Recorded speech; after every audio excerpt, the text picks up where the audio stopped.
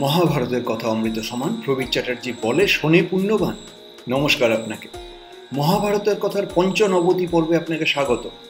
এর আগের পর্বে শুনছিলাম গুরু দ্রোণাচার্য একলব্যের ডান হাতের বুড়ো আঙুল কেটে চিরদিনের জন্য তাঁর স্বরমক্ষণের ক্ষমতা খর্ব করে দিয়েছেন। অর্জুন খুশি হয়েছেন, কারণ এখন থেকে তাঁর সমকক্ষ ধনুর্ধর আর কেউ রইলেন না। মহাভারতের কবি একথা সে কথা বলে বোঝানোর চেষ্টা করলেও দ্রোণাচার্যের কলঙ্ক চিরদিনের মতো রয়ে গেল। যাই হোক, নির্জন বনে এক নিরীহ ছাত্রের ওপর দ্রোণাচার্যের এই অন্যায় আচরণের জায়গা থেকে আমরা আবার হস্তিনাপুরের শিক্ষাশ্রমে ফিরে আসি। এতদিন অস্ত্র শিক্ষা যা হলো তাতে সকলকে একরকম শিক্ষা দিলেও কৌরব পাণ্ডবদের মধ্যে এক একজন এক এক শিক্ষায় পারদর্শিতা অর্জন করলেন। ভীম কিংবা দুর্যোধনকে দিয়ে ধনুর্বেদ শিক্ষা হলো না। এরা দুজনেই বিচক্ষণ হয়ে উঠলেন গদাযুদ্ধে। এই দুজনের পারস্পরিক হিংসাতেই দুজনের শিক্ষাটা আরো ভালো হলো। নকুল এবং সহদেব তরবারি চালনা শিখলেন, গদাযুদ্ধ বা ধনুষ চালনায় তারা সুবিধে করতে পারলেন না। অর্জুন যেমন হাতি, ঘোড়া, রথ যে বাহনই হোক তাতে চড়েই যুদ্ধে পারদর্শিতা অর্জন করলেন, তেমন আর কেউ হলেন না। পাণ্ডব জ্যেষ্ঠ যুধিষ্ঠির তো রথ ছাড়া অন্য কোনো বাহনে যুদ্ধই করতে পারতেন না।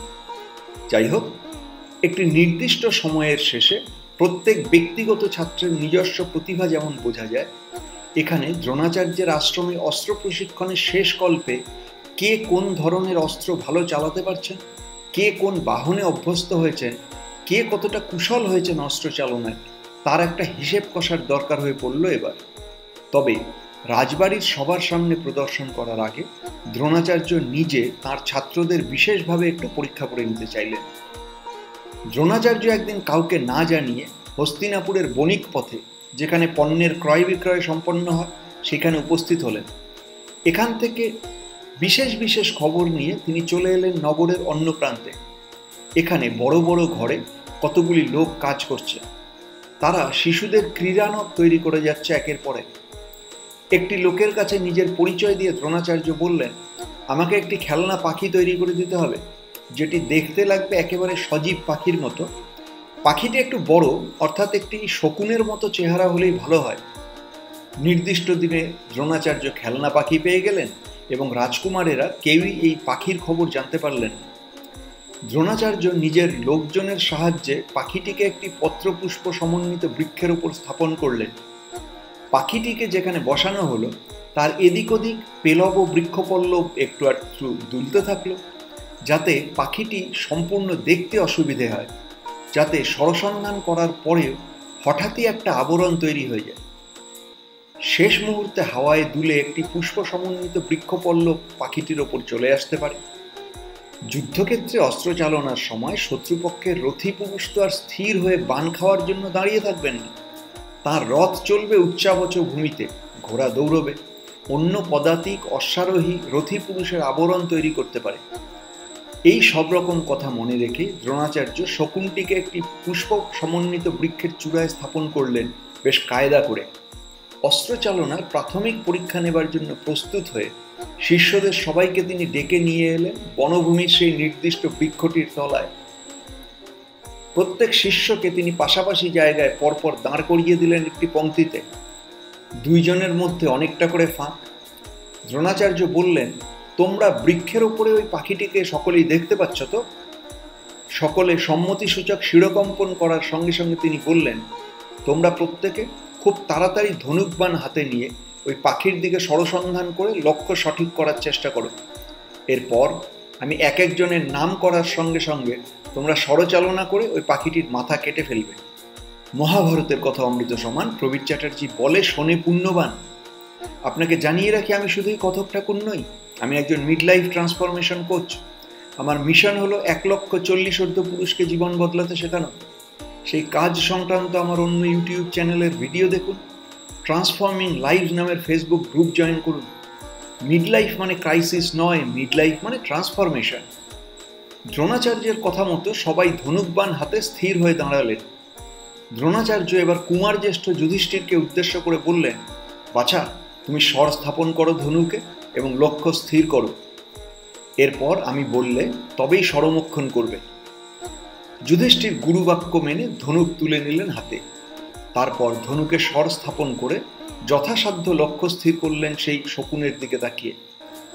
যুধিষ্ঠিরকে ধনুকের জ্যা আকর্ষণ করে দাঁড়িয়ে থাকতে দেখে দ্রোণাচার্য তার মনোযোগ নষ্ট করার জন্যই যেন বললেন, যুধিষ্ঠির, ওই গাছের উপরে যে শকুনটা বসে আছে ওটা দেখতে পাচ্ছ তো? আজ্ঞে আচার্য, পরিষ্কার দেখতে পাচ্ছি।